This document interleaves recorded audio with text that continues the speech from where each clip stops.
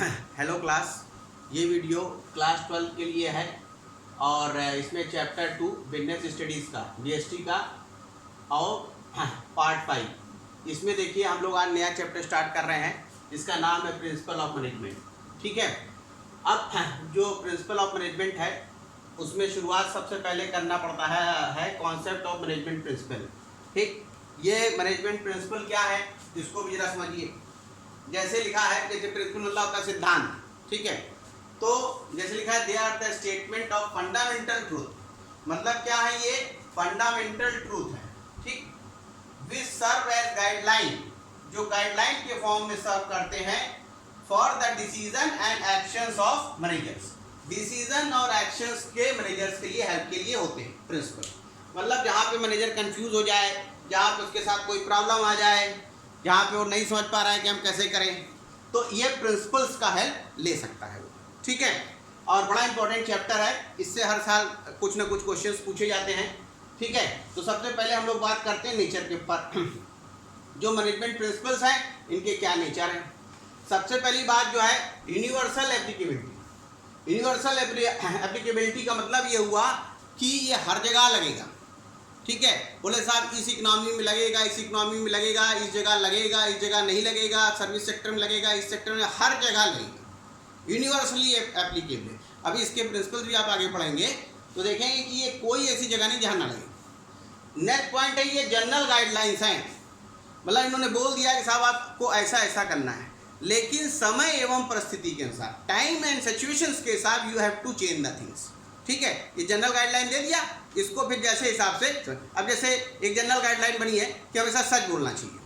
ठीक है, लेकिन ऐसा सच मत बोलिए कि दूसरे को खराब लगे। अब जैसे कोई आदमी का कुछ प्रॉब्लम है शरीर में, अब आप बोल दो तुम तो लंगड़े हो या ऐसा कुछ आप उसको बोल दीजिए, तो वो ठीक नहीं है। ठीक है, उस तरह से बोलने खराब लग रहा है। सच ऐसा नहीं बोलना चाहिए जो बहुत ज़्यादा आप बोलिए, लेकिन एक लिमिट तक चीज़ें सही। तो वो जनरल गाइडलाइन है, वो गाइडलाइन को आप अपने हिसाब से चीज़ों को देखना पड़ेगा आपको, टाइम और सिचुएशन के हिसाब से। ठीक है, form by practice and experimentation. ये जो प्रिंसिपल्स बने हैं ऐसे ही नहीं बन गए हैं, इनके ऊपर लोगों ने काम किया है, प्रैक्टिसेस बनी हुई हैं, उनके ऊपर काम किया गया, एक्सपेरिमेंट किए गए, तब वो प्रिंसिपल्स बने। ठीक है, फ्लेक्सिबल, अपने हिसाब से चेंज करिए।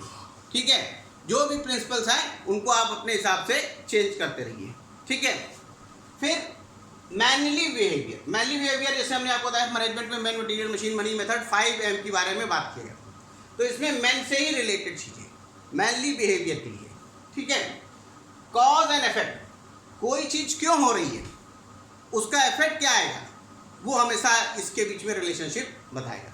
ठीक है, कोई भी काम होगा तो उसका रिलेशनशिप का इफेक्ट भी क्या होगा, ये क्लियर कट बताएंगे। और कॉन्टीजेंट है, जैसे स्थितियां चेंज होंगी, जैसे कंटिजेंसीज आएंगी, उस हिसाब से चेंज करना पड़ेगा। जैसे अभी आप देखिए तो कोरोना की स्थिति चल रही है, बड़ी बड़ी कंपनियों ने अपना जिस हिसाब से पहले से काम सिस्टम चला रहे थे उसको ऑनलाइन कर दिया। ठीक है, पढ़ाने का सारा काम ऑनलाइन हो गया, स्कूल का भी। तो वो जैसी सिचुएशन आती है उस हिसाब से। अब बना तो है कि स्कूल में सिर्फ उसी से स्कूल में क्लास में यही थ्रू पढ़ाई होगी, लेकिन अब ऐसी सिचुएशन भी नहीं आई थी, तो उस हिसाब से चीज़ों को चेंज करना पड़ता है। ठीक है, और इसीलिए हमने आपको पहले वाले चैप्टर में पढ़ा दिया था कि मैनेजमेंट साइंस और आर्ट दो। ठीक, अब ये तो एक टॉपिक हुआ जिसमें अभी हमने आपको कॉन्सेप्ट ऑफ मैनेजमेंट प्रिंसिपल, दूसरा नेचर ऑफ मैनेजमेंट प्रिंसिपल बताया। ठीक, अब थर्ड पॉइंट हम लोग इसको उठाते हैं, सिग्निफिकेंस ऑफ मैनेजमेंट प्रिंसिपल। ये मैनेजमेंट प्रिंसिपल क्यों जरूरी है। सबसे पहली बात, providing manager with useful insight into reality. मतलब मैनेजर्स को यूजफुल इंसाइट देता है, वो मैनेजर्स को बताता है कि रियलिटी जैसी होगी उस हिसाब से आपको कैसे डील करना है। ठीक है, किताब में लिख दिया गया है वो तो अलग चीज़ हो गई। ठीक है, और एक्चुअल में क्या होगा वो अलग हो जाएगा, तो वो भी ध्यान रखना है। Optimum utilisation of resources and effective administration. देखिए हमने आपको लास्ट ईयर भी क्लास में बताया था, एक होता है मैक्सिमम, एक होता है मिनिमम, और एक होता है ऑप्टिमम। ऑप्टिमम मतलब होता है न बहुत ज़्यादा न बहुत कम, एक ऐसा जिससे कि प्रोडक्टिव कैपेसिटी बनी रहे। ठीक है, रिसोर्सेज को इस तरह से यूज़ करना है जिससे कि उसका ऑप्टिमम यूज़ हो, ना बहुत कम हो ना बहुत ज़्यादा, और अच्छे तरह से उसका एडमिनिस्ट्रेशन हो, ये इसके काम की। फिर क्या, साइंटिफिक डिसीजन। डिसीजंस किस बेसिस पे होना चाहिए? साइंटिफिक बेसिस पे होना चाहिए, ठीक है, जिसका कोई आधार हो, बेआधार बेसिस पैर का ना हो। फिर है मीटिंग चेंजिंग इन्वायरमेंट रिक्वायरमेंट, ये बड़ा इंपॉर्टेंट पॉइंट है, ठीक है। मीटिंग चेंजिंग इन्वायरमेंट, आज आप देख ही रहे हैं इन्वायरमेंट, जैसे जब नोटबंदी हुई थी तब भी आपने देखा सारी चीज़ें किस हिसाब से चली।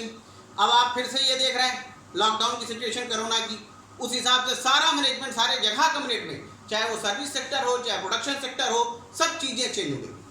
अभी मैं बाहर निकला था तो बोल रहा था बाइक पे सिर्फ एक आदमी जाएगा और कार में 2 से ज़्यादा नहीं जाएंगे, ठीक है। तो ये क्या है, अब बाइक 2 लोगों के लिए बनी है और कार मिनिमम 4 लोगों के लिए बनी है, तो फिर वो क्यों कह रहा है? क्योंकि कोरोना की स्थिति है, ठीक है। तो इसलिए जो है चेंजिंग इन्वायरमेंट के हिसाब से ऑर्गेनाइजेशन में भी चीज़ों को देखना पड़ेगा, ठीक है। कह रहे हैं 50% मैन पावर के साथ तो चलिए, दुकानों में जैसे आपके 10 लोग काम करते थे तो 5 लोगों के साथ, क्योंकि सोशल डिस्टेंसिंग मेंटेन करनी है, तो वो सिचुएशन के हिसाब से चीज़ें होनी चाहिए।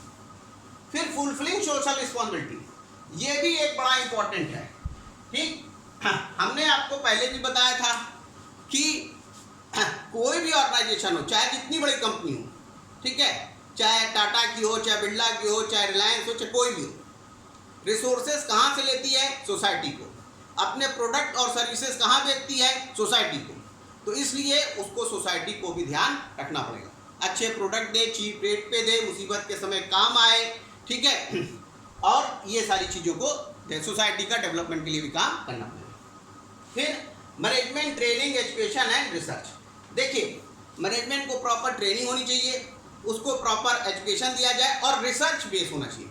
रिसर्च बहुत ज़रूरी है, रिसर्च के थ्रू नई नई चीज़ें आती हैं, जो चीज़ पहले जिस हिसाब से चल रही है वैसे ही चलती रहे, ऐसा नहीं है, नए नए तरीके से चीज़ों को चेक करें, ठीक है। तो आज आपको बताया 3 चीज़ें, चैप्टर 2 शुरू कर दिया हमने बिजनेस स्टडीज़ का, पार्ट 5 प्रिंसिपल्स ऑफ मैनेजमेंट, और इसमें हमने 3 चीज़ें बताई, concept of management principle, nature of management principle और सिग्निफिकेंस ऑफ मैनेजमेंट प्रिंसिपल। आज की वीडियो में इतना ही, आगे की वीडियो में हम आगे की बात करेंगे। Okay, thank you.